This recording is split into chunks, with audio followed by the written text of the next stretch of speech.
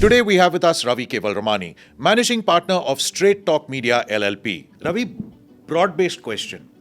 Currently, what is trending in Indian real estate across the major markets? See, in real estate, trends don't work. Okay.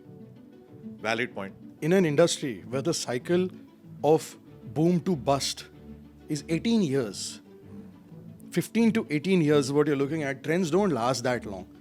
What lasts is the building that you're making, the infrastructure that you're making, that's what lasts. So whenever anyone asks me what is trending in real estate, quality, longevity, and reputation. You have standalone buildings Sure. where there aren't that many amenities. Sure. A home buyer in 2026, what should I be understanding before I make a purchase decision today?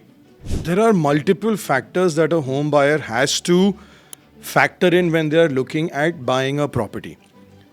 First, you have to evaluate your own lifestyle. Based on your lifestyle, you have to decide where you want to live. There are a lot of people who are commuting long distances.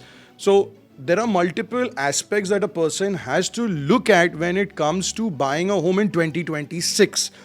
Now, the selection which is out there in the market are simple things in a city like Mumbai. Sure. Your location is centric so that you have access to all the public transportation which allows you to get access very quickly. You can't have a township in a prime area. There is simply no space to do that. So now do you have to make up your mind कि मुझे दूर जाना ही पड़ेगा?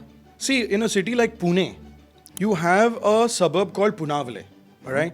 There is a 300-acre township which is coming. You have your entire ecosystem over there, and they have individual buildings along with individual amenities. Fair. So here you have a proper infrastructure in an entire township. Think about it in Mumbai as Hiranandani complex. Pawai wala. Correct. Okay. The moment you walk into the Powai Hiranandani complex, it's 4 lanes. It's like 1, 2, 3 cross lanes. Okay. But the moment you go in that, your walkability is much better.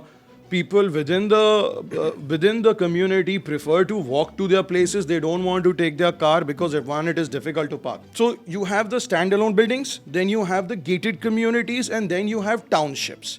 Okay. And don't forget to subscribe, like, and share.